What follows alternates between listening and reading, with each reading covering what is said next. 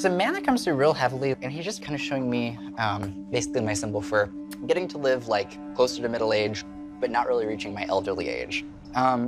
They are for some reason having me talk about, like on Dad's side, there's this individual who would have really been heavily involved in like fishing, and this keeps coming in as like making fishing trips, doing the fishing, it's coming in.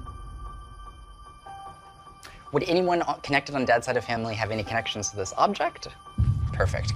There was this reference to a lot of emotional instability. Sometimes if people end their lives or take their own life, obviously that can sometimes kind of contribute. Oh, my dad, he broke his back, and he happened to have a really rare blood disorder that kept him from healing. Similar to hemophilia, it doesn't allow you to clot your blood. And so he was slowly, for years, getting platelet transfusions and they put rods in his back, everything, and eventually they said, you're gonna be a paraplegic and then a quadriplegic, and then you're gonna die. And there's nothing we can do about it. And so my dad decided to take matters in his own hands because he was in a huge amount of pain every day. He couldn't work anymore. He felt like he was just a drag on the family. And he was very much like a person who takes care of everyone.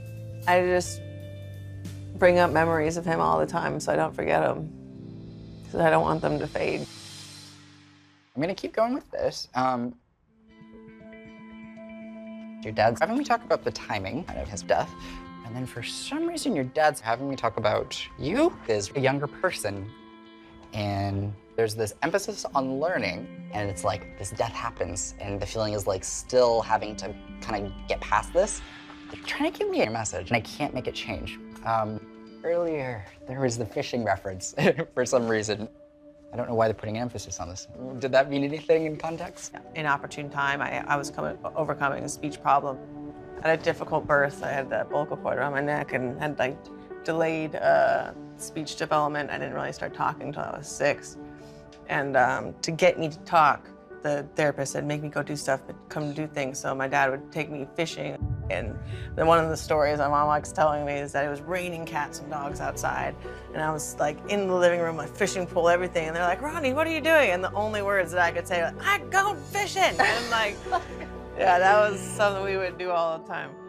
When I was younger, they thought I had autism. I was only walking on my tiptoes. I wasn't speaking. Like, everybody was really worried. And my dad would always be like, oh, no, don't worry about it. She's a sleeper. She'll show everybody. And I'd gone from not speaking to being like the star of our school play. I was actually really smart, and I just couldn't talk. And I'd become like really active in doing sports and stuff like that because that was a thing that me and my dad did. And so when he passed, I did judo with the intention of winning the Olympics in it because he told me I could. Okay, perfect. So I do have to mention the man that would be coming through on Mom's side. We're gonna go to Grandpa's generation.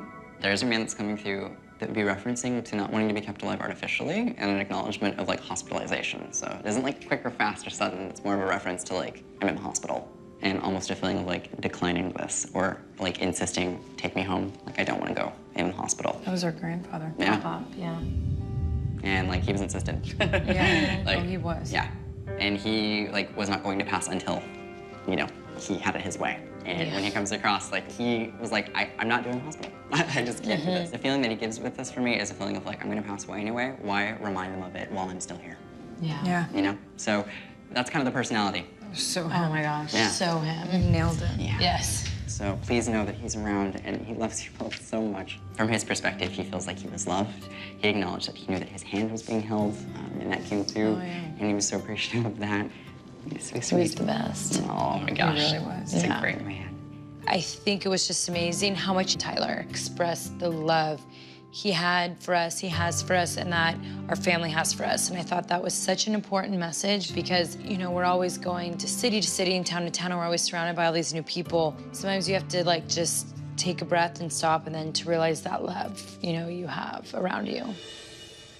Okay, oh, I'm so glad. Okay, something that came through weeks ago is actually gonna connect to Carrie. I got a reference to Frank Sinatra, like way back. But there's a reference to Frank Sinatra, and then I'm getting a reference for my symbol of like Fly Me to the Moon. And there's a reference to a song there. My grandfather would always tell us that he loves us over the moon, under the sun, and in and out of the stars. So when he mentioned the Fly Me to the Moon, I was like, oh my goodness. That was like really amazing. Yeah. I'm like, wow. He loved listening to Frank Sinatra. And Right. so my boyfriend and I love now listening to Frank Sinatra. Nice. Yeah, we listen to it all the time. I do have to mention there is a reference. He is acknowledging that he's with a child on the other side that hasn't been born yet. But what's interesting, this child will be born over the course of the next 2 years. I don't know who it's for, but it's coming through. So please note that's his way of saying pregnancy. It's a child that has yet to be born. I believe that where we go when we pass is also the same place that we come from before we enter this world. Okay. Is that... I'm trying. Oh, nice. Awesome. Yeah. It is not even remotely impossible. I think, if anything, it's incredibly likely. Okay. So it's really exciting. It's been a long time waiting. Yeah. So. Seriously. Yeah. I think you guys are on the right track. I'm excited. Absolutely. There's a lot coming through that I have to distinguish. You've got that, and that. Okay. I really want to connect to this energy more, just because there's a lot there that This energy that's coming through, for whatever reason, is just acknowledging that there's the reference to the chest, and I don't know why I'm going to the chest so much, but this feels quick. I'm going too fast. I basically, for whatever reason, the back of my head is hurting, and then I'm getting the front of my chest. So why would my chest be hurting with this person? Because that's the initial impact for the person. Okay. The strange thing about this particular person's passing is that they're referencing to the fact that when they passed away, the timing of it, I feel like there's a celebratory kind of a tone to it. And that's kind of the weird thing. There shouldn't be a celebratory tone to passing. But what's being acknowledged is that when I die, there's a reference to a time frame of like what should be a positive time, what should be a fun time, isn't. And that's the way that it comes across. Celebratory almost, like excited, like this feels like this should be a really good thing, and then I feel like a tragedy strikes in this. Yeah, but it was my Uncle Owen. His name was Owen Hart. Wow. And he was also a wrestler in WWE. And he was in an accident in the ring. And so it happened in front of about over 10,000 people. So when you talk about being a celebration and a party, it was at a big wrestling event. Wow. So there's a lot of excitement and hoopla around it. Because we were all watching it at home. And it was an accident, but, you know, it was just tough for the family to go through because there was that tension of, like, all the family was fighting because people didn't know whether they should stay in wrestling or would it be dishonoring Owen or, you know, but our families loved wrestling for 50, 60 years. You know, it's like the family business. For sure.